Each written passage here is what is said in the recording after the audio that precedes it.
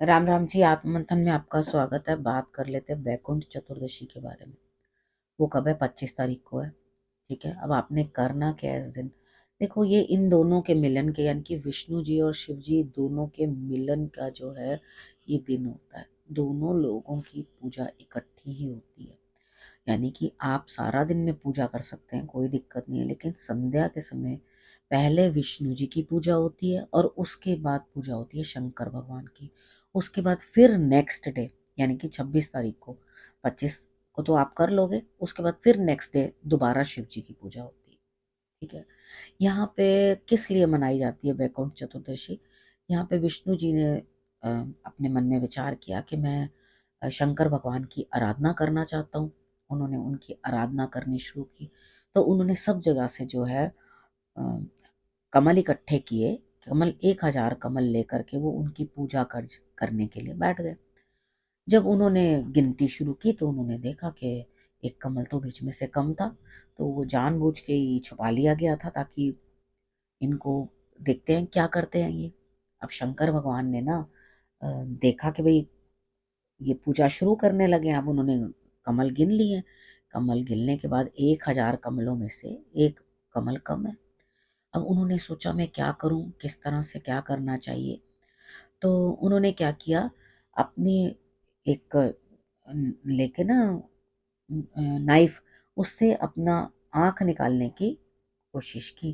ठीक है। उन्होंने कहा कि मेरे मुझे भी तो कमल नयन ही कहा जाता है, तो मैं क्यों ना अपना नयन जो है वो उनको अर्पण कर दूं। अब और कमल कहाँ से लेकर आऊं?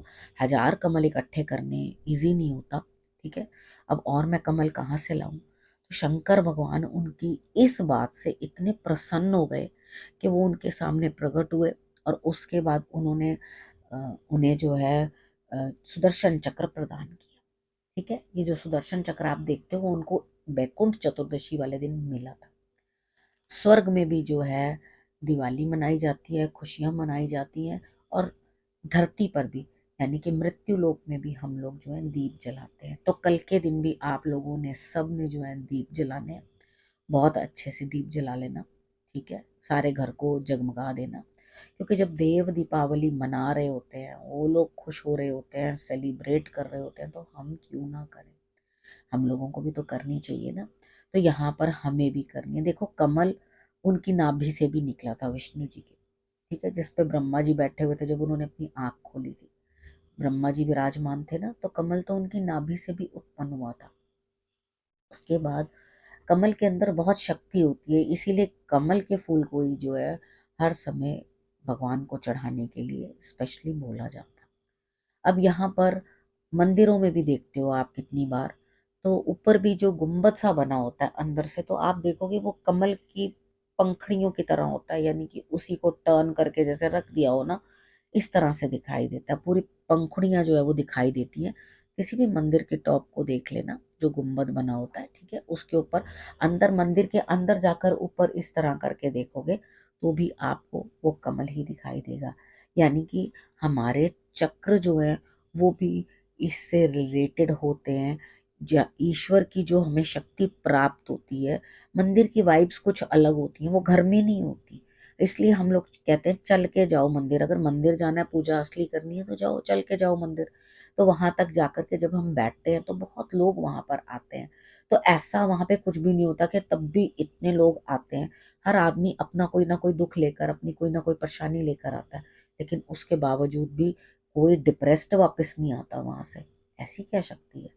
तो वही शक्ति है जो गुंबद बना होता है, वो आपकी एनर्जी को सारा जो है सर्कुलेट करके पॉजिटिव कर देता है। ठीक है। तो यूनिवर्स जो है ऊपर से आपको, यानी कि ईश्वर जो है अपनी जो कुदरत है उनकी, उससे वो आपको ब्लेसिंग्स देते हैं। आपकी सारी नेगेटिविटी वहां पर हट जाती है। ठीक है। तो कमल का फूल चढ़ाना मैंने पहले वीडियो में बता दिया था, जहां मैंने आपको बताया था कमल का फूल चढ़ाने के लिए आप किस तरह से मन से भी कमल का फूल बना सकते हैं। जब हमने विष्णु जी को 5 दिन के लिए, वो पंचक वाली जो आपकी भीष्म पंचक वाली है वीडियो, उसके अंदर आप देख सकते हो।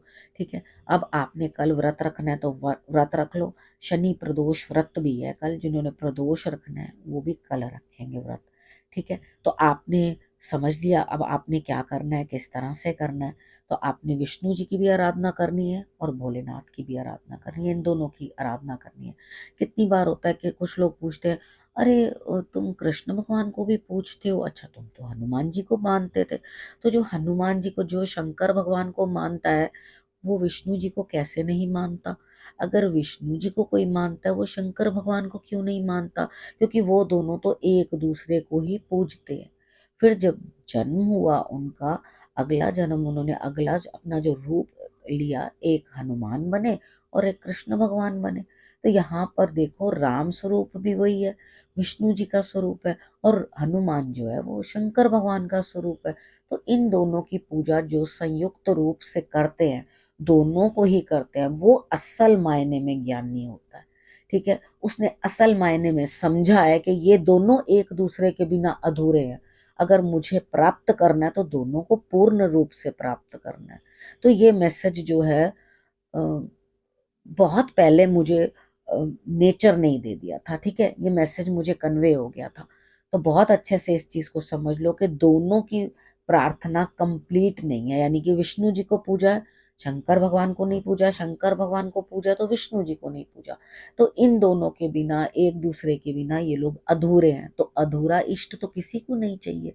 तो इन दोनों की पूजा का बहुत जबरदस्त महत्व है, और इसे जरूर करें। ठीक है, इस विषय को यहीं करती हूँ समाप्त। फिर से नए विषय के साथ आपके पास आऊंगी, तब तक के लिए नमस्कार।